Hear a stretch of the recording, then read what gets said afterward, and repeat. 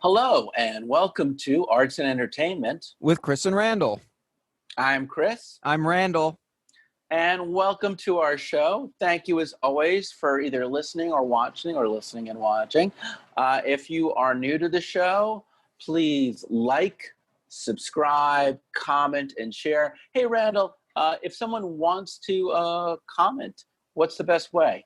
Probably right now our Facebook page, or you can even send us an email. Just go to chrisandrandall.com to find either. And again, if you like the show, we're really happy about that. If you hate our show, we're sad, but we'll own up to the fact that, we're still learning our way and not everything we're going to say is right. So we love it when people call us on it. And if you've got questions or you want to keep the discussion going, we'll even do shows with that. Hey, Randall, we did a show on The Watchmen a couple episodes back. You remember? Yes, I remember. I just heard from a friend of mine who listened to that show, and he went out and he spent 30 of hard-earned dollars on Amazon to get the most recent deluxe edition, because that's how interested he was in the Watchmen. Of the classic comic, right? Of the classic comic. So DC Warner's owes us a commission paycheck. In fact, I think moving forward, only we should do sponsored shows, where the only thing we will talk about are things where people can turn around and then buy those things or subscribe to those things. And then in turn, the makers of those things should pay us money. And that way we'll never really have to talk about anything we aren't going to make money off of. So given that, what do you want to talk about today? All right. So today I had an idea. I wanted to do the aesthetics of toys, mostly through the lens of our favorite childhood toys. So this means we're going to be making money off of Mattel, Hasbro, Kenner. So everything we discuss right now will be something that, go to our affiliate link when you just go on, Randall. Yeah. So, this is a topic. I loved playing with toys as a kid. I had many toys, and my mother spoiled me a little bit. Your mother spoiled you too a little bit, didn't she, Chris? No, she only spoiled me a lot. Not a little bit, a lot. So we both love toys. So I've been thinking about this topic for a while. I did some research. I'm going to put the links to some of the relevant research I could find in the description. So if you're interested in going into more of the science of this, you can. This seems to be a dry subject, something that not a lot of people are going into. What are the aesthetics of toys? What makes a toy great? What makes a toy so compelling to a child? I was thinking about it, and I came up with five different types of toys. Okay, and there's a lot of toys that fit into more than one category, which makes them even greater. I like this idea of categorizing toys, and one of the articles that you sent me was an MIT study. Very famous, noted psychologist. Oh God, I don't know whether it's psychology or Piaget. For those of you who study psychology and worked with children and the way their brains work in memory. It was an MIT paper. It's linked in the description. Right. And I want to talk about it before we get into yours, because I think it's a great jumping off point for what you're saying, which is when you look at early childhood development, they took his 5 stages of development and they used that to find classifications of the roles that toys play in your development as you grow up. And since basically that is something we're going to be talking about in this episode, and aesthetics and development are almost intertwined. Do you mind, Randall, if I just read this off first? And go ahead, Chris. Then we can layer that with your taxonomy. So they felt like popular toys for children under the age of 18 months, both boys and girls, involve mostly sensory play.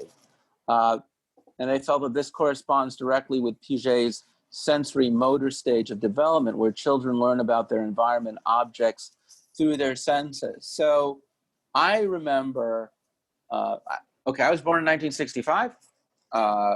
and my mom has 2 graduate degrees in early childhood development. And that my mom had access to both toy stores and also educational stuff that teachers have. So I had a lot of styrofoam blocks. Did you have any kind of things like that? Yeah, I had some blocks. I had Legos. I had construction sets, like Constructs. I had whenever Anything that was just pure tactile, like when you were 18 months, that's going as far back as possible. yeah, I had a Just lot like of baby toys. the I had things all that you would touch. Yeah, I had all the typical baby toys. Like, do you remember that phone that had wheels and a face? Do you remember that? It was like an No. old rotary phone. This is a very Oh, the popular phone. toy. Yeah, no, I had the phone. Yes, actually, yes, we had I've rotary noticed many phones. kids have these phones. It's And like a phone. It's got a face. It's got wheels, and kids love it. yeah, kids Kids love love. wheels, phones, but at 18 months, it's even more abstract. Uh, You know what I've and noticed? you're right.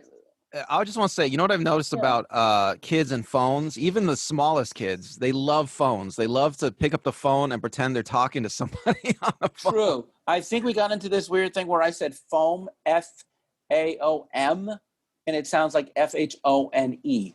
So, I mean, there's just like I was a kid, I had these books. You must have had these books. Your mom will read them to them, and they had fabric, and then you would feel the different fabrics. Yes, I had those books. Yeah.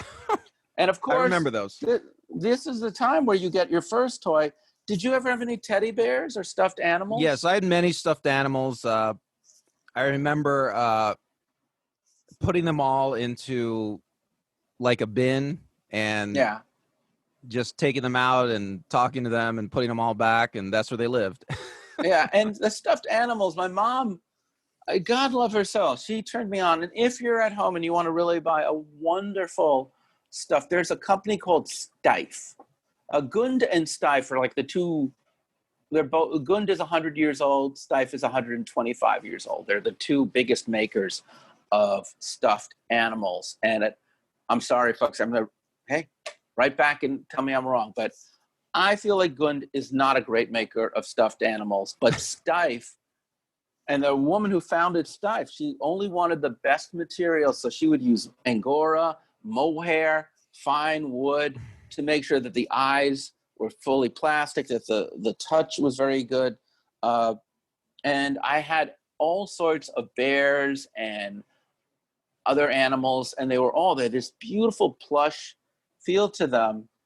And about 4 years ago, my cousin had a child, and it was the first time that I walked into a toy store, and I found I found a Steiff bear, and I thought it was so perfect. And I showed it to my mom before I gave it to my cousin, said, this is exactly the same kind of bear I got you. So I found it so amazing that in a store where there was literally hundreds of teddy bears, that I was somehow drawn to the one just through the sense of touch that somehow stayed encoded in my brain. So how over old half a century ago. How old were you, Chris? When I bought this bear for my cousin, I was a wee lad of 50. Okay. I'm sorry. I thought you were talking about a bear when you were a kid. But I so could I got that kid. I had that bear when I was 18 months.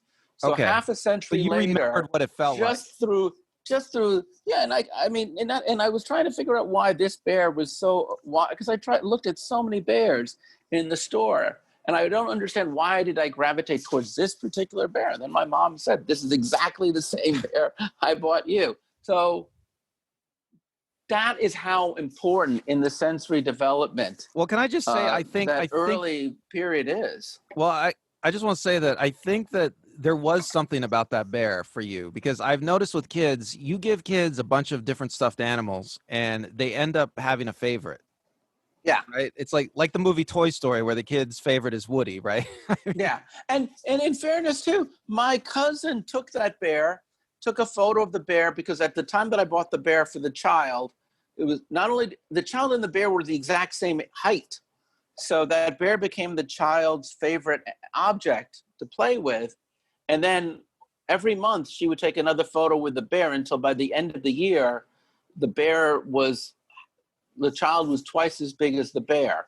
And every couple of years, I'll see her take another photo with the bear just to see how much smaller the bear gets. I don't want to get into his story, But it really does. There's something about that. So then the second stage. Well, wait, before you go on, I want to say Absolutely. there's this famous, I just thought of this. There's this famous experiment with monkeys where, do you know what I'm talking about, Chris? Like in the 50s or Yeah. 60s, they had a cage. They put a monkey in a cage. This is a horrible experiment. A baby monkey in a cage, and they put food water dispenser on one side, and then they put like a stuffed animal that looked like kind of like the monkey's mother on the other side. Yes. And they were going to see, and the experiment they were trying to see if the monkey would just associate whoever gave it food and water with the mother. Yeah. And what the monkey would do, the baby monkey, is it would go over to the food and water and drink and eat, and then it would go back to the stuffed animal and hug it.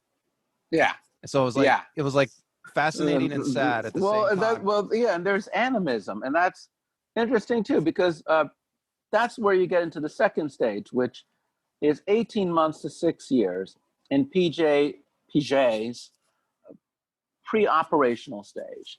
This is categorized sometimes by egocentric behavior, where the child believes everyone shares their viewpoint.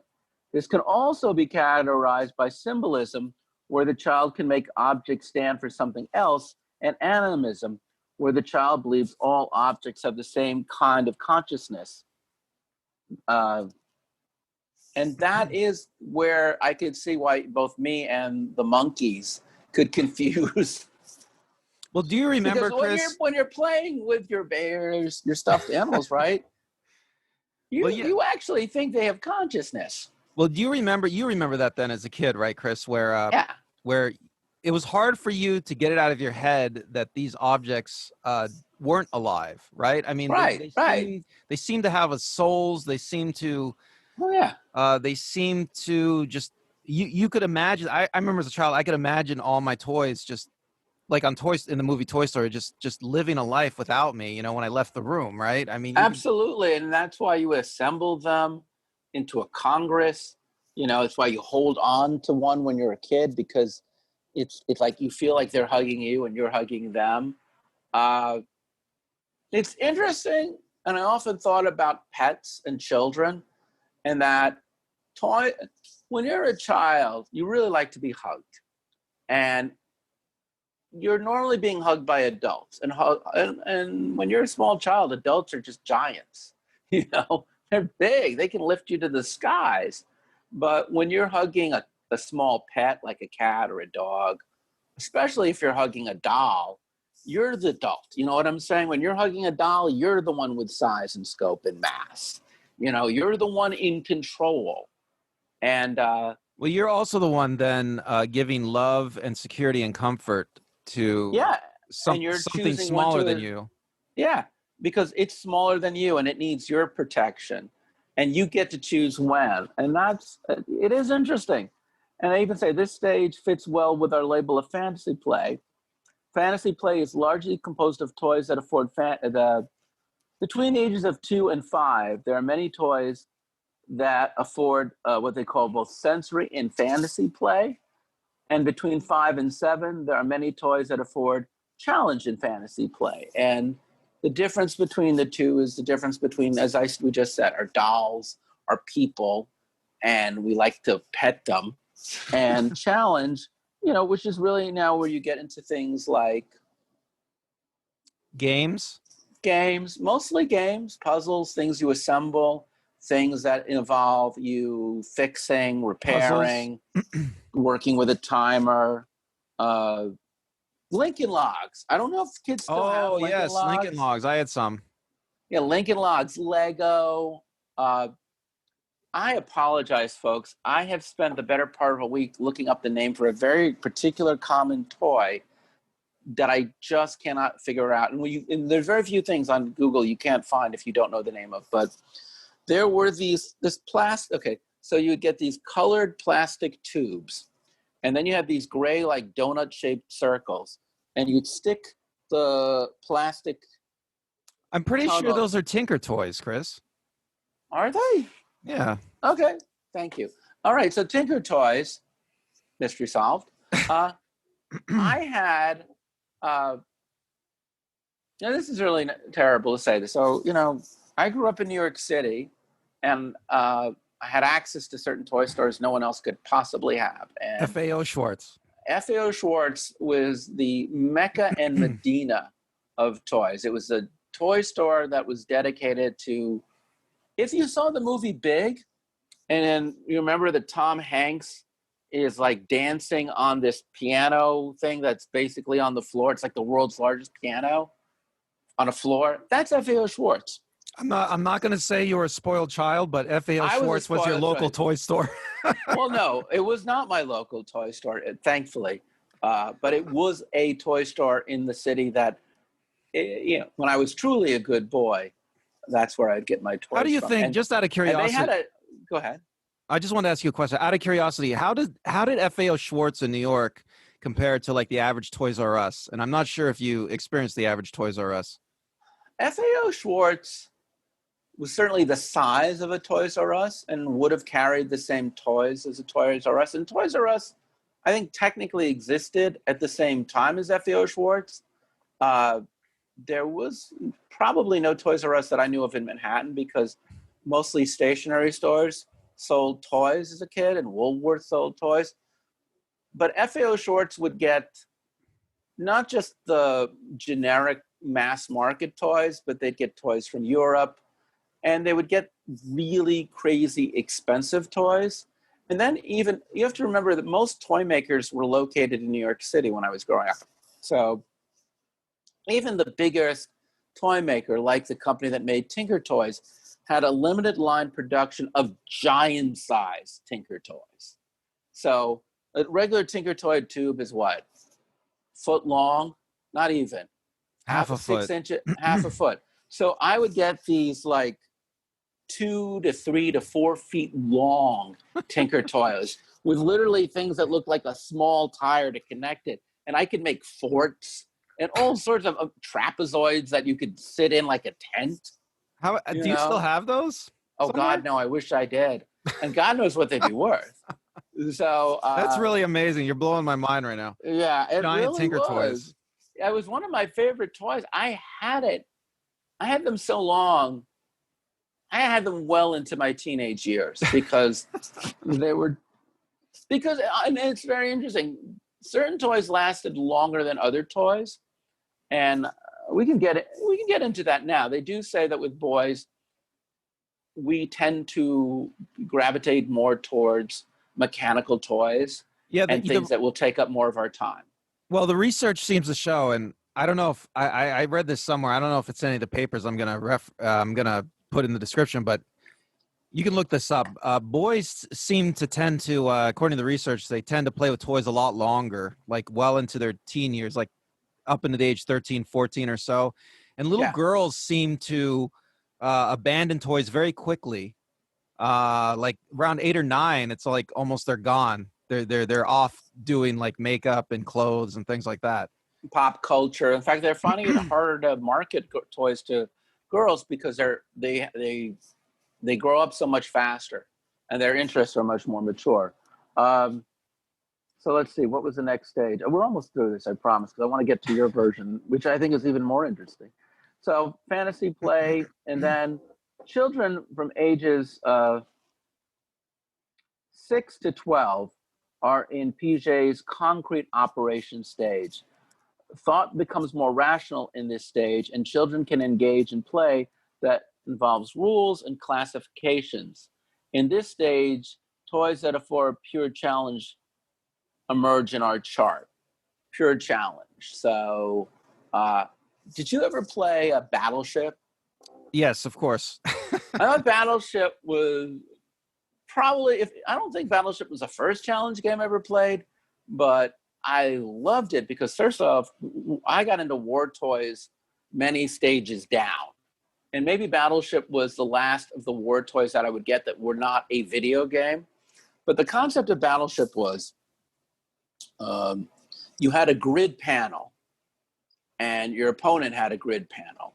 And neither you nor your opponent could see the other opponent's grid panel. But you had your panel where you would stick your ships, and then above that panel was a chart where you would try to figure out where your opponent's ships were, and you would have these little plastic pieces. Now, if memory serves me right, you would ask, like, do you have a piece on B9 or something like that, right? How did that work? Right. You would call out a grid coordinate B9, and then your opponent would say hit or miss, and you never got to Right. see their board. And I remember playing with my cousin, Yeah. and one of my cousins would just cheat like crazy on that game. So like I would I would call out B9, it'd be a hit, but he would say miss, and then he'd move Jerk. his ship.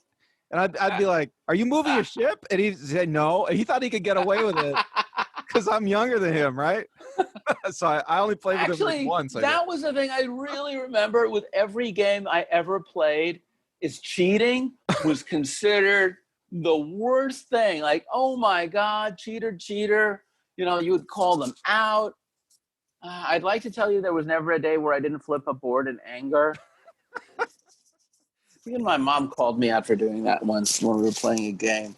Not even a game with my sister, just me and my mom. And I remember doing that much. I'm just saying, did you ever cheat in I any of these challenge games? Well, Be you know, honest. I tended not to be a cheater. I see. I as my day job. Okay, I'm a lifeguard as a day job, and I watch kids play all day, Yeah, and I noticed that a lot of kids cheat. You know, like playing Marco Polo. yeah. There's a lot of cheating going on, but you know, I don't remember. Yeah, exactly. You know, I don't remember cheating as a kid. I didn't like to cheat. I didn't like when others cheated. You know, if other kids started to cheat, I didn't. It wasn't fun for me anymore. But If I you're mean, listening, I'm making cheater face. yeah. Because I just realized there's people listening like, why is Miranda laughing? Yeah, you can watch this on YouTube if you want to see Chris's cheater face. Yeah, but I don't know, Chris. Did you cheat as a kid when you played games with other No, kids? I would just get very angry and frustrated and walk away. Yeah, I me think too. Me too. cheating involves, and it's very funny to think about it now, because we put cheating down a lot in that age of gameplay, but cheating actually is a form of higher thinking, right? Cheating is the ability to know what people are expecting and know how to deceive them. Yeah, cheating and deception.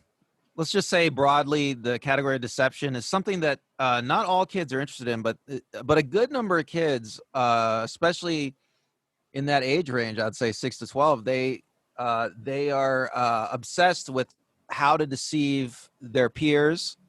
You know, the best way to Yeah. deceive them. I mean, I might be more successful in life if I too was obsessed with deception at age Well, 6 to it's 12. weird now because you hear in the world of video games cheat codes, like hacks, cheat codes, way to cheat the game. So, and cheating actually, I think now cheat codes really mean more like a hack, like how You to know, you know, get past the barrier. You know, now that I think about it, Chris, I haven't thought about this in years, but I think, you know, I remember gravitating toward video games as a kid. And I think one of the reasons I really liked video games is because cheating was impossible on a video game, you know, Yeah, and theoretically. absolutely. So if you were going to play your friend in a video game, or you were going to play a computer in a video game, you really couldn't manipulate it. And you're absolutely right. You know, every other game you could cheat at freaking Monopoly if you wanted to. If you're really like, there's so many card games, especially. But you're right. It is interesting to think that I think games today it's harder to cheat. Let me get to the last one. So figure the final stage, PJ's final formal operation stage. Here, the child can think abstractly. So this is really basically after the age of 12. You are now in the final formal operation stage. Here, the child can think abstractly, speculate different solutions to given problems.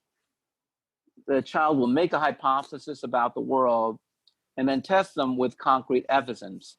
This stage lends itself nicely to challenge-related play. And I think about this a lot because my girlfriend is a professor of psychology, and she will often give field assignments to her students, and they have to test a theory to validate it.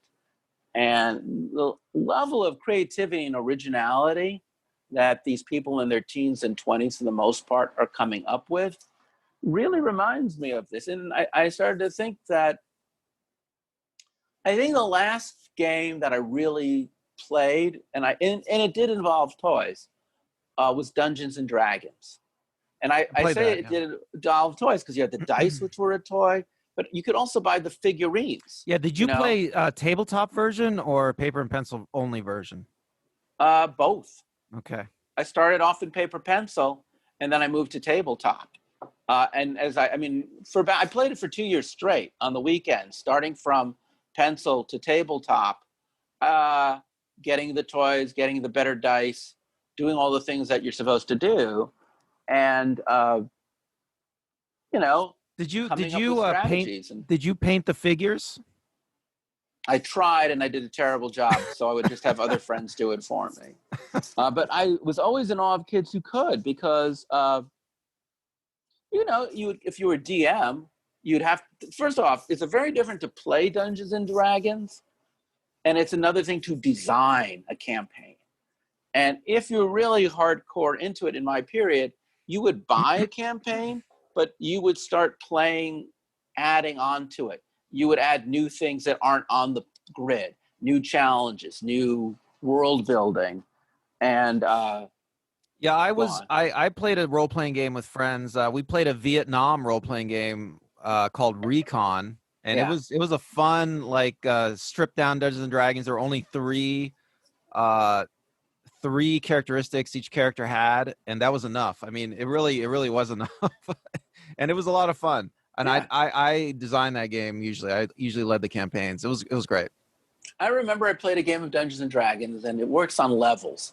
And the more you utilize the skills that you have, the more you move up a level. And somebody was a thief, and they robbed one of the other players, and that just gave them enough points to move up a level.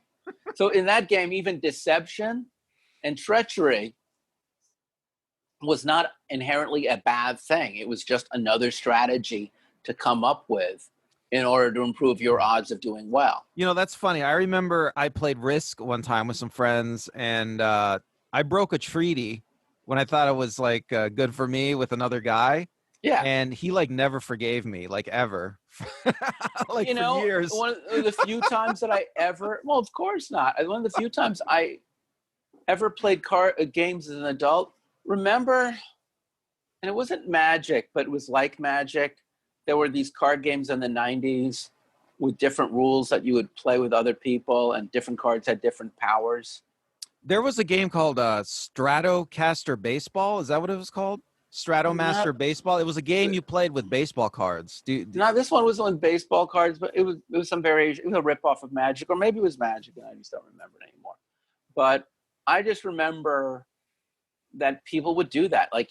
We'd all gang up on one person, and then all of a sudden someone else would turn around and backstab me while I was doing that.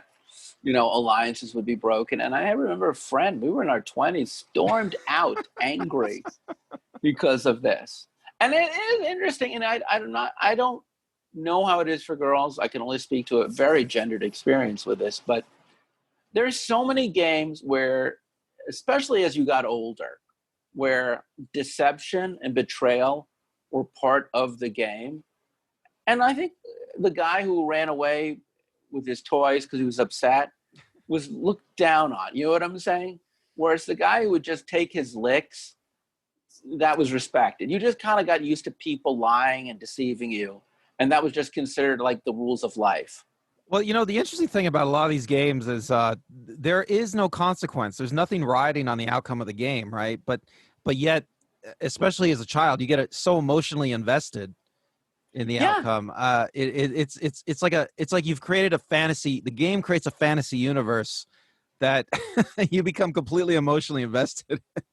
Absolutely. And even there are variations of those. There's I had cap guns and water guns. Didn't have a BB gun. My mom was very smart that way. She drew a hard line, and BB guns were so popular. They were on the back of comic book ads. And I had a lot of realistic toy guns. So the fact that she wouldn't let me have a BB gun, now I'm thinking, oh my God, thank you, Mom. Because there would have been no happy end on that one. But we'd go out into the park, my friends and I, we'd play hide and seek, and we'd shoot each other. With BB guns?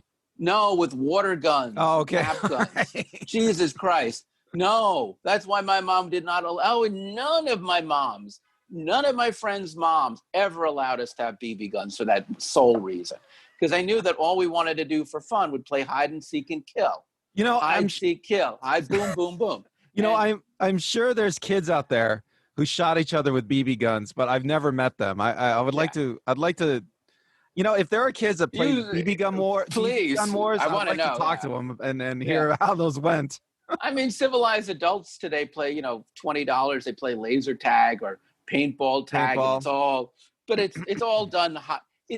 It's so gentrified. If you really think about it, like paintball tag and laser tag is the gentrified, boutiqueified, adultified version of just boys and girls hiding behind trees and rocks, willing to squirt you in the face. You know, speaking of deception, so you played with water guns, but you use cap guns sometimes. Cap guns, and it's weird too because cap guns don't hit you. You know what I'm saying? So I wanted, So speaking of what's the deal?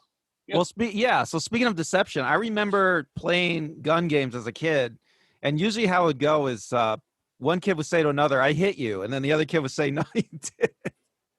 And then they would get an argument about if somebody got shot or not. Oh yeah. And then nobody got shot ever, right? But good kids would also just sometimes take their licks and go, "I'm out," because we would play games like tag. There were so many games where you would either win or you lose, and I guess there is a stage as a child where your ego isn't yet tied into losing. I mean, that's the one thing I don't ever really remember. The few times I got upset. But most of the times, these games about where you lose, you just try to figure out how to win next time. Well, I mean, you know that you're just going to be able to play again, right? Yeah. So you weren't and there were a lot of violent games. I mean, goddamn, we were really. Well, do you remember Dodgeball? Robots, where we had two robots, literally robots in a ring. This is before your time. I looked it up. Came out in the late 60s. No, they kept making it, Chris. They kept making it. And they punched each other, and you would, with your buddy, fight each other with robots. Right, they kept making it. And yet is it MIT that actually now does that, where they have these different design teams create robots that fight each other? I think there are still some robot battle arena things going on, but they're not as big as they used to be. I mean, do you remember Comedy Central put a robot war show on for a while? And I think that was the height of it. I mean, I don't know what's going on now. I'm sure they're still working. I'm sure. Oh, so you have your categories. Why don't we go over them? So you've gone through Piaget. Really you've gone through these stages. Well, yeah, I wanted to look at toys just from a pure aesthetic perspective, and I'll just briefly talk about the categories, and then we'll go into them. So I think there's 5 different categories, aesthetic categories of toys. Okay, so the first one is physics toys. So the ball, just a simple ball, is like an obvious example, the primary example. And then you have arts and crafts, which is just like drawing or Play-Doh. Then you have games and puzzles, which is games and puzzles. And then you have dolls. Now, dolls, I think, is one of the most important categories of toy aesthetics, because dolls includes things like toy cars, even. Okay, so it's anything that is a miniature or a simulation of the real world. Okay, so you're talking about a lot of a huge category there. And then the final one is, I think, costumes, which is something girls are more into, but also boys. I mean, we could talk about the gender differences, but I think costumes are very big for boys. I'm more than happy to talk about my costume time as a small child. I had all sorts of costumes. I know. I don't know. Okay, well, let's get to that at the end. I mean, we're definitely gonna get to that, Chris. Okay.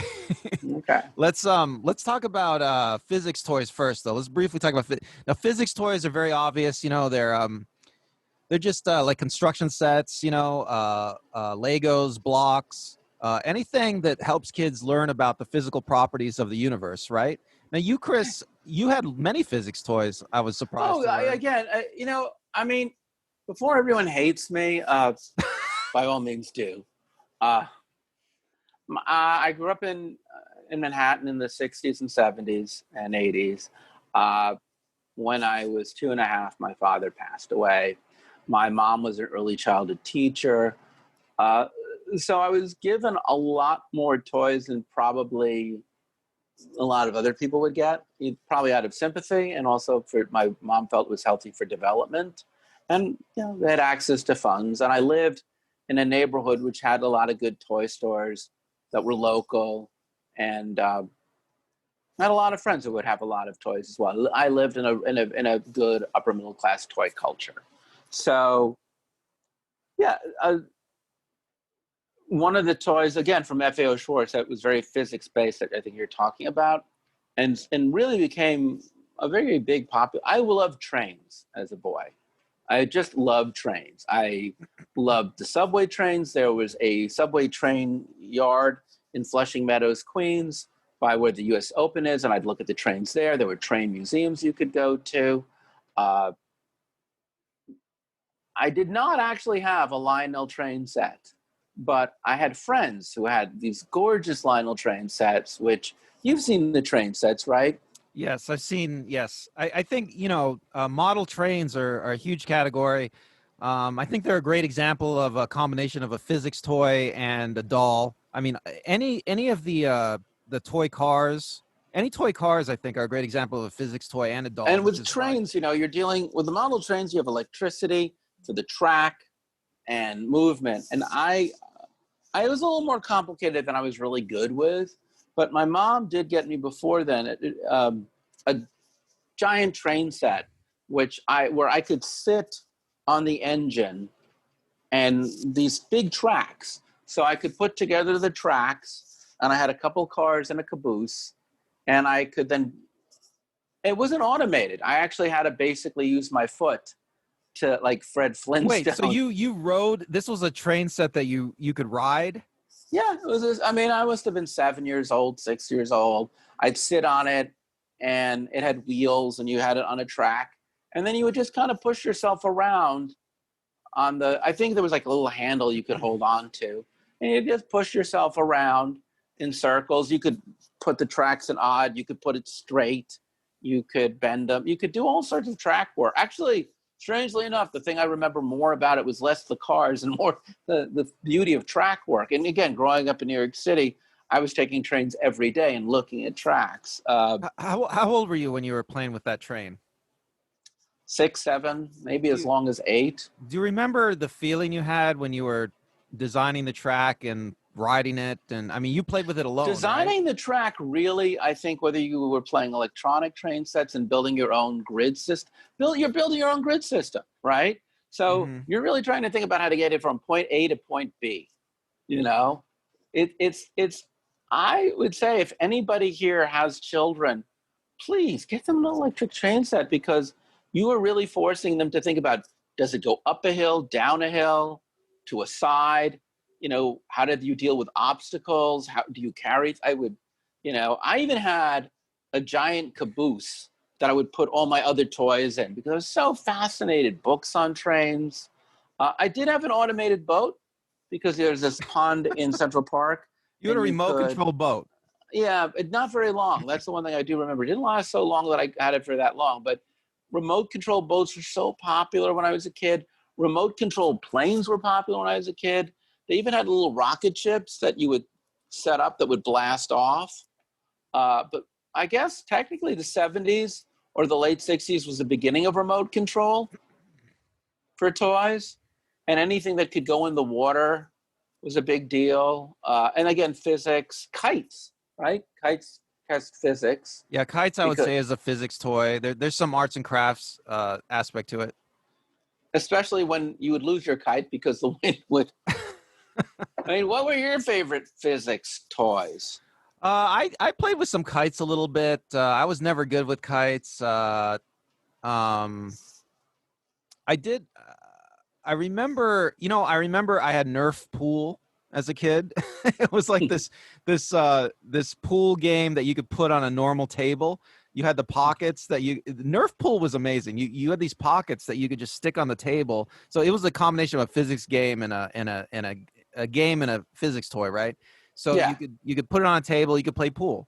And it wasn't great pool, but you could do it. And it was great. I mean, I remember loving that game. Yeah, I remember a bunch of games that had physics aspect to it. There was a game called Bop Bop and Rebop that I bought like at a garage sale. I think it was totally out of print. This is an amazing game. It was you put a battery in it, and it had a giant turntable that was about the size of a record, maybe larger. And then you stick like a puck on it, and then it would just spin the puck around, and you would and up to 4 people could play, and you would have like a little character, and and you would try to just keep the puck from going out through your hole, your opening. And yeah, I remember my sister loved that toy. So many little silver balls games where balls are moving, into different things. I had so many of them, and all about motion and speed. Didn't Pinball. Pinball. Right? Didn't you tell me you had your own pinball table? I had my own pinball machine. That was like one of the last toys. That I was like 12 when I got. My mom bought a secondhand pinball for about $150. See, I think pinball is a great example of a physics toy. I mean, it's a game as well, but it's such a great physics toy. I mean, because you're just watching that ball bounce around, the whole time. I mean, I would say to me, I always thought of tabletop tennis as a toy, even though some people think of it as a game. Did you have any of that where you would like ping pong? You mean? Yeah, ping pong. Yeah. We didn't have ping pong, but I remember as a kid, I always wanted a ping pong table, but no, we could never get a ping pong table. Did you have the one with the soccer players and you would turn them around? Oh, like a foosball type thing? Like, yeah. We never had a game like that either, no. Or knock hockey, where there's the ones where the hockey players hit each other. There was a series of things, which again were just about balls in motion. I played, yeah, I played a lot of those games at like friends' houses and things. I mean, those are, kids love these games where they just see the physical rules of the universe just unfold before their eyes. It's fascinating to them. It's like, I think it's one of the reasons kids like fireworks, maybe, because in fact, I would love to play with fireworks when I was a kid. I don't even by law, I'm not allowed to discuss how much I like to play with fireworks when I was a kid. I will tell you, in New York City, if you wanted to buy smoke bombs and cherry bombs and the little things that you threw on the ground that went snap, not M80s, nothing going to destroy anything. Those little teardrop shaped things, they're white. Those things were big when I was a kid. Yeah, cherry bombs, smoke bombs, the kind that would make snakes. Oh, actually, I'll be honest with you. In retrospect, those were my favorite toys. Fireworks? The ones that made, and smoke bombs and the snakes and anything that really just really. You love cap guns, right? Yeah, I love destruction. Well, when we talk about, I was a psychotic. Go on. That might be the perfect. Well, a lot of kids love those things. I mean, let's talk about cap guns for a second, because I don't think the kind of cap guns we had when we were kids are like available anymore. Oh God, no! They're highly illegal. They look like real guns. They have explosive powder. If you threw a match to them, they just pop off. No, God, no. They had real gunpowder. Yeah. In small quantities. There were two kinds I remember. There was the kind where it was like just a red strip of paper and it had little gunpowder embedded in like little squares on the strip. And then you would take these strips of paper, and they were long. I mean, they were like, I don't know, dozens of feet long, and you'd stick them in your gun, and then you'd pull the trigger and it would snap, right? It would go off, and then the gun would automatically pull the paper through so that you could pull it again. So it was semi-automatic. Yeah, exactly. And then there was the other ones that just had little plastic caps in it, right? Right. The other one had like it was like for a 6-shooter, right? It usually had like 6 of them in a ring, and you'd stick it into your 6-shooter cap gun, and you'd have to load and unload it. Those weren't as fun because you had to keep loading and unloading. I mean, I actually had one that came in a magazine. I swear to God, I had one that came in. It was a sidearm. I remember because someone I knew had been in the Army, and they actually showed me how they did that back in the Army. So just sidearm magazine of caps. Oh my gosh! Well, what did it look like? The caps? They were pellet sized, but they would just go off like bullets. It was. It's been a long time. I am sure that they were pushing the technology as far as they could go until they banned it. Yeah, I don't think you can get these kind of cap guns anymore because, you could take like the whole roll of those paper caps that I was talking about. You could light it on fire and throw it. And it was like I used to light them on fire and throw them. What would happen when you did that? It would all go off at once, right? Oh, yeah. How did I not end up in a hospital? So, what is your next Let's go. category? The next category is arts and crafts, which is an obvious one. I remember drawing in school more than I drew at home, but I know that there are a lot of kids who drew at home. Yeah, there's I had, coloring. Kids like coloring. yeah, color. Well, my mom was an art teacher for most of the time, so we always had glitter and other things, and contact paper and glue. And I think because we're the exact same age as her students, she gave us a lot of crafty things to do for fun. I was pretty spoiled, but something that maybe you had and a lot of our listeners may have had if they're around our age, I think really fell in this was I loved this one. It was called the Etch-a-Sketch. Did you have an Etch-a-Sketch? Yeah, I never had an Etch-a-Sketch. I had friends that had one though. Yes. It's it looks like a TV set, for lack of a better word, and it had two knobs, a left and a right knob, and one knob would allow you to go left to right, and the other one would allow you to go up and down, and you'd rotate the knobs so that you could etch different shapes or things. And then after you were done, you could just shake it up and down and it would go back to gray again. And I think that was I probably owned a brand new Etch-a-Sketch every year for at least 4 or 5 years because I was so fascinated by that. That was probably one of my favorite. What was your favorite of the crafts, arts and crafts toys? I just love crayons. I remember loving crayons. I remember just like loving them, not even using the draw. I remember like getting a giant box of crayons and just going through the whole box, reading the names of the colors, drawing the great color colors. drawing the color on a piece of paper, looking at it, looking at the name, wondering why they named it that. I mean, it was Different shades of green, different shades of blue. I was more fascinated, I think, by the crayons than by anything I could draw with the crayons. I loved crayons. And I loved when I discovered that if you put crayon over crayon, you could scratch it and get different colors. Light Bright. My girlfriend loved her Light Bright. I did not have a Light Bright. I thought I did. Maybe my sister did. But it was these little light pellets that you could design things with. Really cool. I actually believe, I looked it up, they still make Light Bright. Light Bright is one of the few toys in this category that is still, along with Crayola Crayon. Actually, Etch-a-Sketch, Light Bright, Crayola crayons, all the things that we've just talked, arts and crafts toys probably have the greatest continuity of any of the toys we've been talking about so far.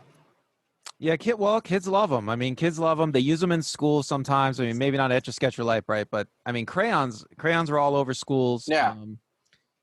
Yeah, I mean, what's your next category, sir? Let's go on to just games and puzzles. I mean, this is an obvious one. I mean, kids love games. I remember I was obsessed with games for a while as a kid. I mean, I loved them. I was obsessed with games well into my teen years. I mean, I played Dungeons and Dragons like you. Yeah. I started playing Magic the Gathering when I was in college because that's when it came out. I went to the big there used to be a big tournament in Costa Mesa, and if anybody knows about Magic the Gathering, they know that was like the main big tournament for a while when it first started. This is before Hasbro bought them, right? Yeah. And that was fun. I used to go to that. Yeah, I was obsessed with Magic for a while. Yeah, I don't know. There was a feeling, and I don't get it anymore, I think I'm too old now, Chris, but there was a feeling I used to get. Say that. There's a feeling I used to get when I played games, it was like you just get lost in that world, you become immersed in this fantasy of the game. I mean, even if it has nothing to do with characters or plot or setting, it's just like the game mechanics somehow envelop you, and they just suck you in. The game mechanics, and you're just your brain is just completely obsessed with them, and being in the moment. It's interesting you should it's almost say like that. Meditation. Because I actually had an opposite experience. I think that, there are certain games I loved as a child. I think every kid loves Monopoly and Stratego and checkers and those things. But I was terrible at puzzles. I hated puzzles. People would buy me puzzles, and I would hate them. You talking about jigsaw puzzles? Jigsaw puzzles. And now during the pandemic, my girlfriend and I have spent, I don't want to tell you how much money I've spent, but there's a place called Puzzle Zoo out in some of the better neighborhoods of LA, and they sell these gorgeous 1,000-piece puzzles made by I forgot the name of there's a Ravensburger is the best. They're from Germany. There's another one from Italy. We can put the link down when we do the show because they do make great puzzles. Ravensburger makes the best, and they're like $25 to $35 a pop. And we probably go through 2 to 4 puzzle boxes a month. So as an adult, puzzle is fucking crack cocaine. I get into flow states that last for 6 to 8 hours long. I'm getting so much dopamine in my brain. To me, puzzles are what gaming is for, like, the person who's buying all these expensive games today to play on their high-end consoles. That's what puzzles are for me today. We're talking about our youth, so I don't want to talk too much about today. But no, that's great. I love it. Monopoly is probably the only game from my youth that I'd be still willing to play today. Monopoly, I know people look down on Monopoly, but a lot of people never played it right. And, Monopoly is a fascinating abstract strategy game. It's a strategy game that has nothing to do with geography, has nothing to do with a board, has nothing to do with tactics. Well, it has something to do with tactics, but it's completely abstract tactics. It's all about numbers and math and probabilities. And also tactile. You have the beautiful hotels, you have the cars, you have the houses, you have the dice, you have the figurines. What was your favorite figurine when you played Monopoly? What was the thing that you always insisted in being? Well, I think everybody wanted to be the car. I remember. Yes, everybody wants to be the car, right? That's like and nobody wants to be the iron. But I remember, I kind of remember the first time I was one of the pieces nobody wanted to be, like the thimble or the iron something like that. The iron, yeah. But I remember the first time I was just like, the iron's the only one left, and so I became the iron, and I just remember thinking, wow, this is so great. I'm an iron. I just remember thinking it was so great to be such a weird thing, You were a weird kid. Do not pass go. Do not collect $200. What's the next category, my friend? So the next category is dolls, and dolls is I take it to be anything that's like a model of the wider world. So anything that's a scale model. So toy cars would fit in there. Dolls would fit in there. Action figures are dolls, obviously. They're dolls for boys. Yes. And I just want to say, we haven't talked about gender at all, but maybe we should talk about it now. Dolls is a great place to talk about gender because dolls are very gendered. Did you have any girl dolls that you played with? I had a sister only 2 years younger than me, and we used to play. She used to have the girl dolls, and I had the boy dolls. And she had Strawberry Shortcake and Ken and Barbie. Yeah. And I used to play with her with the Ken and Barbie and Strawberry Shortcake. I loved them. Yeah, really? Wow. I almost wanted those too, I think. But I don't think my mom wanted to get me a Barbie doll. I don't think she would get me a Ken doll. But they were great. I mean, did your sister have a dollhouse? She never had a dollhouse, but or a Barbie, whatever dollhouse. I don't remember what they called. She never had a dollhouse, but it was Malibu fun. Barbie house or whatever. It was fun. The Strawberry Shortcake. We had a Strawberry Shortcake house, but the fun thing about these dolls was like dressing them and undressing them, and just having them socially interact and do adventures and things like that. I mean, that was the fun part. That was what you do. That's what boys do with their action figures, right? I mean, it's interesting that you mentioned it because I also have a sister 2 years younger than me, and I did not play with my sister's dolls. No judgment, man. Or her dollhouse. No judgment, man. But I remember my mom bought my sister and I simultaneously these two dolls. One for my sister called Dressy Bessie and Dapper Dan. Dapper Dan was for me. And the whole point of Dressy Bessie and Dapper Dan was you were to put clothing on them. And I can't speak to my sister's experience with Dressy Bessie. I love the name Dapper Dan, by the way. I think that's probably one of the, when I become an MC, that will be my name, Dapper Dan. But I remembered that he had buttons, and all I ever remembered doing was being fascinated with the buttons. I didn't really think about how Dapper Dan looked. I was just more fascinated by the textile and the way that buttons work on clothes. But you were getting into my favorite part, which is action figures. And this is the difference between you and me. Using your two hands Describe to me the height of your G.I. Joe doll. G.I. Joe, when I was a kid, was the same size as Star Wars, right? So Okay, like, well, so how big? so like about this big, like How about many inches three, is four that? inches, about 3-4 inches, 3-4 inches. Okay. maybe 5 inches. Okay, I'm gonna try very hard Your to. G.I. Joe doll was the size of like a Was Ken one doll. foot. It Yeah. was 1 foot long. It was literally, I could smack another kid in the head with a GI Joe doll. They were big. In fact, I looked it up in the 60s. They were a bit smaller, still bigger than your 80s one, but by the time the 70s hit, they were big. There was a whole series of dolls, GI Joe, Action Jackson with Kung Fu grip, and of course, the best of all dolls, which I never owned, which was a $6 million man doll, because it had a little glass eye. You could look in the back for X-ray vision, and it had, you could pull a little part of its hand back and it would reveal its bionic stuff. And he had a tracksuit. But the GI Joe dolls of my era, they had different. GI Joe was a soldier.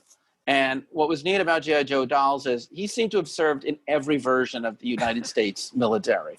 So if you wanted to have him in like full Marine dress, great. Combat, great. Scuba, SEAL, Air Force, astronaut, you name it, whatever division of the military, whatever kind of gun or knife or scuba gear or any kind of attack equipment they made it. So you could constantly be putting G.I. Joe into different branches of the service and in different specializations of ops.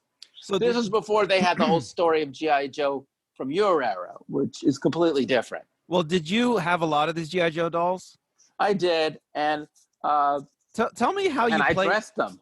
Tell me how you played with them. Would you be dressing? So you dress them and undress them all G.I. Joe the time? fall into the larger category of dolls called militaria. So I had, and you probably did too, the green toy soldiers, the tank. I had airplanes, model planes, built planes. Would you have? So I would just put armies together, and GI Joe was just part of my toy army. So would you have battles with your toy soldiers? Okay. Battles, and I positioned them, and I would even buy later on these beautiful figurines that they would sell at toy stores of like Napoleonic soldiers or swordsmen from the Roman and Greek era. I was just fascinated with all things. So for me, it was always and that's really where the aesthetics probably was the most. There was no real backstory. I didn't really think of them as actual people. I just loved, to this day, whenever I see military costumes on display or weapons on display, I know that comes from my childhood fascination with the aesthetics of it. You know, I remember with my Star Wars toys, I had a bunch of Star Wars toys, and I remember just setting them up into certain like dioramas almost, and just staring at them. Just putting them into like situations and just trying to imagine what was happening. And then readjusting them. Maybe that looks better. What's going on in this scene? You know, it was like, I don't know. It was a real stimulation for the imagination of a little kid, you know? Absolutely. In fact, it's where I'm old man Corbell. For me, the movie, I had a couple Star Wars toys, but for me, the movie that really got it was Planet of the Apes, which came out before Star Wars. And I had the ape tree house, and I had all the ape dolls, and I had an ape mask, and I had an ape piggy bank. But I'd love, with this giant tree house, which is essentially a dollhouse, putting all of the ape figurines together. What's your next category? Well, let me just say one more thing about dolls. I remember. Oh yeah, I'm so sorry. Yeah. I remember there was this. One of my favorite doll-like toys was just the this eraser spaceship from Diner Inc.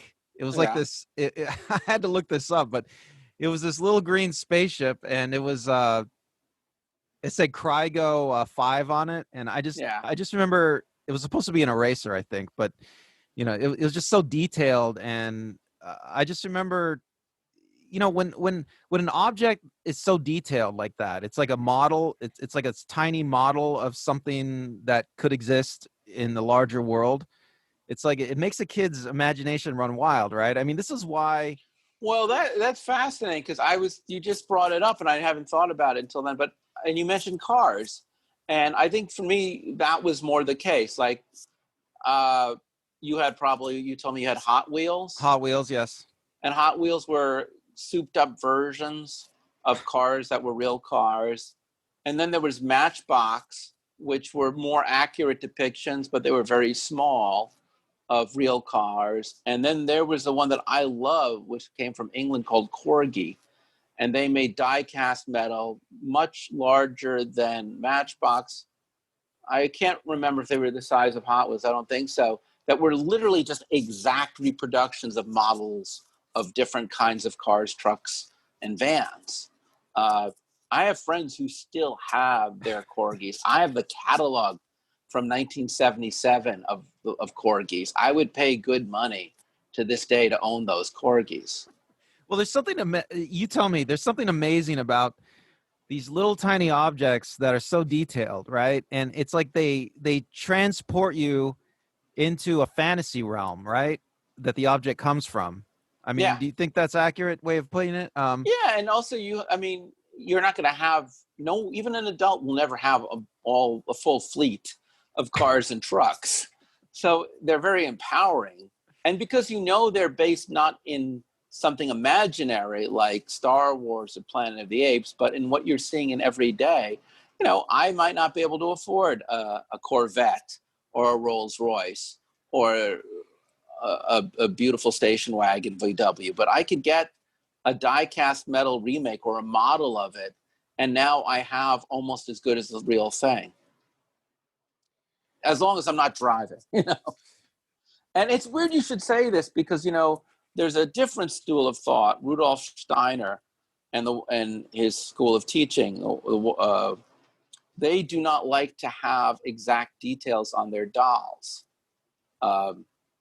Because they feel that too much detail in the toy, a Waldorf school I'm talking about, they feel that too much detail limits the child's imagination. So their dolls and toys are deliberately unfinished so that the child can fill in the rest. And actually, you've stumbled into something that's really worth taking a minute or two to debate, which is, and it's something my mom often told me she would think about when giving me toys and my sister, which is, should there be so much detail in a toy that the child can see the similarity between their world and the world outside their own? Or should there be a degree of fantasy? You talked about this, I apologize, because it's almost not exactly what you're talking about, but give me the second. I had a space gun, and it was just literally silver metallic fabric full of some sort of filament. It was sold by a store called Children's Concepts, which was the hippie store down the street. And it looked nothing like a gun. It just looked like a pillow shaped like a cartoon of a gun in like David Bowie glitter silver. And I loved it. It had no realism. There was nothing about it that looked like a cartoon gun. There's nothing about it would ever even feel danger, that you could sleep on a pillow. But my ability to fill in the sci-fi elements into that gun was so much stronger than my ability to fill in the elements on a detailed gun. So I do feel like, in my opinion, children should have a mix of both. The toys that have exact detail and the toys that allow them to fill in the blanks. Well, I remember loving toys with detail. Okay, I didn't have many G.I. Joe toys, but I remember G.I. Joe from my era. They were highly detailed. The figures, the vehicles, especially. I like my Star Wars toys too, and the Star Wars toys had a lot of detail. But I think the G.I. Joe even beat them on detail. And then I remember there were these things called muscle figures. They were like little pink characters about an inch tall. And, there was like 500 of them or something. They were like little wrestlers, and you could have like a ring. You could even buy the muscle wrestling ring, and it was terrible. But because the figures couldn't move, they were just like, kind of like eraser figures, but they were highly detailed. The muscle figures are highly detailed. So it was fun to just collect them, buy them. And then I remember another friend of mine, we both love muscle, and we would look at the muscle characters and we would both make up stories about the character and their abilities and tell each other about them. And I remember when we talked about them, we both believed what we were saying was the truth. I mean, we're both little Donald Trumps in that respect, but it was fun. It was fun. But yeah, I think the detail on some of these dolls, maybe I should say, is just it makes kids. It really forces kids to imagine things. I mean, it really sparks their It's like a writing prompt for a little kid, you know. I remember toy guns that were highly detailed, and I remember staring at a toy gun that was highly detailed, like a friend's toy gun or something, and just imagining what all the parts of the gun did, you know, and that was I could just sit there and stare at the gun for hours. It's certainly interesting to think about the fact that you're looking at detail of things that are real, like a car that you could see down the street, or you look at things that are detailed that are not real, like a TIE fighter. And yet you'd have to look at both of them with the same understanding of physics and dynamics. And it does allow you to imagine that things that don't exist in your own world still follow certain rules of physics and theoretically might exist one day. You had another category. So this final category, I'm just gonna call costumes. And you know, it's like when little girls play dress up, little boys too. Everybody plays dress up, using makeup. Kids love playing with costumes, and I think this is a great way to end. This is our final category because you know, adults love costumes too. You know, Halloween is the biggest money-making holiday of the year. Not anymore because of COVID, of course, but we'll see what happens this year. But adults love costumes. Halloween's a little too real this year. I know, but we'll see what happens. But I'm going as a plague victim. But adults love dressing up and being somebody else, and you know, kids love putting on costumes and pretending to be other people. You know, I don't know. I'm sorry, I got to say this. How can you wear a mask when you're wearing a mask? I'm sorry, I had to say that. Terrible. Exactly. I apologize. No, it's you were true. saying. Well, I mean, everybody, even little kids, everybody loves to dress up and pretend to be somebody else. Yeah, that's a really big thing. I mean, I will say, I remember having a pith helmet, which is, if you've ever watched an old 1940s Tarzan movie, is this white helmet with a wide brim that you would wear, that safari hunters will wear. And I would remember watching Tarzan movies or anything with my pith helmet on as if I was on safari. And then I remember I had a wing commander helmet with a visor that I could put under. I had a spacesuit. I literally had a Children's Concepts again, I think. I can't remember where my mom bought it, but it was a United States NASA seal. And I remember watching maybe one of the last of the spacewalks with my Snoopy doll, who had an astronaut suit on and a helmet, and me in my astronaut suit watching the astronauts. How old were you? Somehow, I must have been 6 or 7. You know, this would have been 1974. You know, it was probably 8. But it was the end of but yeah, that somehow even at home, I could just walk around. Most all people at some point in their life before Halloween had hats and suits. And when Planet of the Apes came out, one of the toys I got was a gorilla mask, so I could just wear that. You know, and I think for a child, or just speaking to my own experience, if you donned on a uniform of an adult, and I remember, again, I had a military jumpsuit, you know, it would make you feel momentarily like adult. And when you put on an ape mask or a monster mask, it would give you all the power that comes with being a monster. And I think children actually like monster masks because because they think of themselves as monsters, awkward, scary creatures, and they feel stronger if they can transform their identity. That's just my old man theory. Do you remember how you used to play when you put on the space suit? Do you remember? Yeah, I would just there was a cabinet in my house, and I would take a yodel, which was wrapped in silver, and I'd put on my silver suit, and I would get in the cabinet and pretend it was just a capsule, and that I was in space. I had a lot of stuff about. Look, 70 to 75, everything was about space. I lived near the Hayden Planetarium. I'd go there. I'd get toys from the Hayden Planetarium. I was just a space geek. And outside of the Halloweens, I think that was really what I think of when I think of costumes. How about you? I remember wanting to be a cowboy all the time. And I don't remember why, because I don't think I watched a lot of Westerns, but I liked everything about the Did you have the costume. chaps and the six gun and I think all I had hat? was, I think I had a hat and maybe some guns and a vest. And I mean, I think I Oh, saw, you're full on cowboy. yeah, I think I saw pictures. It didn't look that great though. I think I saw pictures of what I looked like back then. It wasn't that great looking, but because I think my mother might have made a lot of, back in those days. We were really poor, and my mother tried to make all our costumes, and she wasn't actually very good at it. But I loved it. I remember loving dressing up as a cowboy. I don't know why I liked it so much. It's a classic. There's a photo of my father. He's 8 years old. It's 1940. He's Czech refugees living in London. And my grandparents bought him the best cowboy uniform I've ever seen. He had the hat, he had the vest, he had the chaps, he had the six shooters. I'm pretty sure I had some very weak cowboy stuff, like a cheap hat and a cap gun six shooter, no vest, no boots, nothing. But I'm pretty sure if my dad had lived, I would have had better cowboy regalia. I do really feel like the cowboy is a rite of passage that all young boys and maybe even young girls go through in this country or in other countries, because the cowboy is like a knight, just a mythical beast, a mythical. Yeah, cowboys are, and it's weird because they're a real thing. I'm sorry, I'm from New York City. I often forget, even here in California, where I see real cowboys, that they're not wearing a costume. Maybe the cowboy appealed to me because it was the idea. Yeah, like you're saying, a knight. It's the idea of being good, right? You're a Yeah. paragon of good and morality and virtue.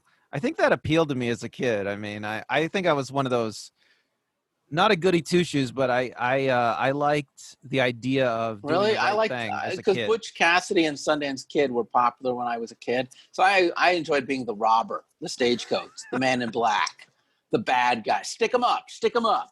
I never wanted to be the bad guy as a kid. I wanted wanted to be good the guy. outlaw, the No, I bank never. robber, the bandito, the No. badass guy. I guess that's great about and of course, whether you're the good cowboy or the bad cowboy, you belong to no one. You just roam the range with your horse. And again, horses are great because you're a kid, so you love pets. Oh, you know what? You know where I saw cowboys? It was Where? probably at Knott's Berry Farm and other amusement parks like that. But Knott's Berry Farm used to have a ride, right, where you get on a stagecoach and you go from one end of the park to the other, and in the middle you get held up by outlaws, Oh, wow. and then somebody comes and saves you. So I think I saw like actors pretend to be cowboys Wow. firsthand. So that's why I think I was into it. I did have an Indian one where I had a headdress and I had the arrows and the knives and the things that you cut with. I actually kind of enjoyed Indians too. I thought they were pretty cool to play. Chris, that's insensitive. I'm totally It's culturally insensitive. insensitive, Chris. Well, all of this is terrible because, I mean, if you really think about it, most boy costumes were just, training either for jobs or for killing people. And I remember, like, maybe 20 years ago, it was a Halloween morning, afternoon. I saw a mother with her son and daughter, and the daughter was dressed as a pretty princess, and the son was dressed as a ninja. And I thought, yeah, that sums it right up. It is interesting to me. And I wanted to say this real quick. Women who are watching, absolutely. I'm glad you can play soldier, and I'm glad that you'll be a ninja. And certainly, if you are boys who want to dress as a pretty princess, totally cool too. I'm not saying that this has to be this way. I'm just saying that for a vast majority of men and women, or males and females, there just seems to be a difference in, like, I want to be beautiful and loved by all, and I want to secretly kill people with my bare hands. And actually, I think it's better to really want to be the princess. I think that's the winning choice. I don't know really if wanting to be a killer, a silent killer with your hands, is a good sign. Well, they're both like they're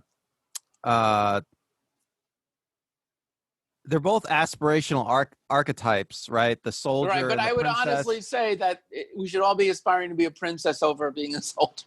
There's no happy ending in this desire to grow up to kill people. Well, I don't know. There's some degree. We should all have tiaras. Well, the princess is an interesting. I have noticed there's a large number of girls that are interested in being a princess, dressing like princesses. They're obsessed with princesses. The Disney princess thing is very popular. But what does a princess do? I mean, the princess is a role where you're not really doing much. I mean, for the most part, right? I mean, most princesses. I mean, I could be wrong about this, but most princesses don't really do much, right? I mean, they Oh, I just. don't know. I mean, I think they have powers. They have a following. They can edict rules. No, they're I guess powerful in Frozen, people. I guess Frozen was a turning point in Yeah, they Disney have ice princesses. The powers. Frozen, Yeah, the Frozen princesses were very powerful, and they drove the plot.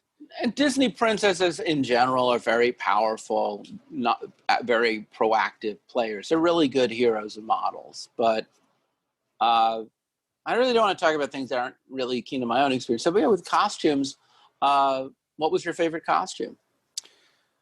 Well, like I said, I like being the cowboy. What else did I like? I liked pirates. I mean, okay, part of the outlaw thing. I think pirates was was the only outlaw thing I allowed myself. What else did I like as a kid? I'm trying to think now. I tried different. I remember as a kid, I tried to make costumes myself. I was obsessed with. It was like costumes were part of arts and crafts to me. I wanted to make awesome costumes, and I think I failed over and over. Every single one of my costumes was horrible. I think I tried to be the headless horseman one year, Oh, wow. and I don't think I did a very good job on the costume. I think it was pretty horrible. I mean, you could see the top of my head peeking out of the neck part of the cape, and it wasn't working. Um, but uh, but that was for me. I think costumes were an art project that I really enjoyed. And I remember now. I guess I haven't thought about this for years. I still do it. Before Halloween's coming, months before Halloween, I'm imagining what I'm gonna make.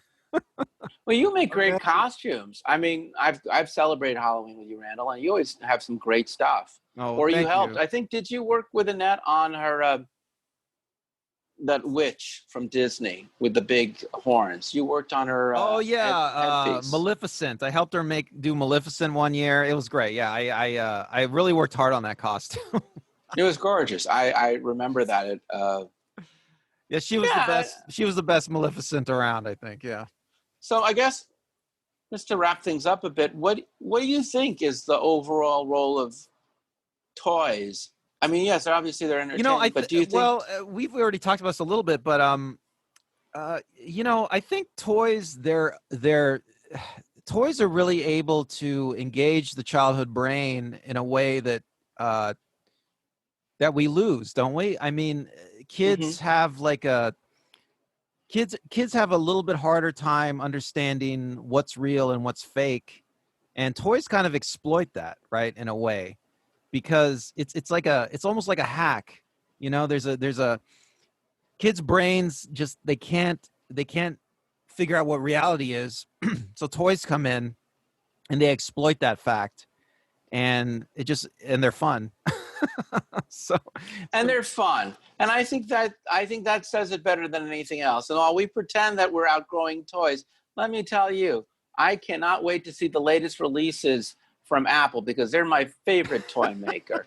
yeah, Uh, our smartphone's the new toy, a toy for everyone, kids and adults alike. Watches, VR equipment, you name it. You want a toy, go to Apple. Randall, I got to thank you again for picking such an awesome topic. All right, you're welcome, Chris. thanks for And I thanks for doing really, it. oh, my pleasure. And I want to hear what you guys think. What were your favorite toys? What are your kids' favorite toys? Do you think that we're kind of right about toys? And would you like to hear us talk about this kind of stuff more? We normally talk a lot about arts. We don't really talk that much about entertainment. Really want to know that. Until then, thank you for listening or watching. I'm Chris. I'm Randall. Have a great day.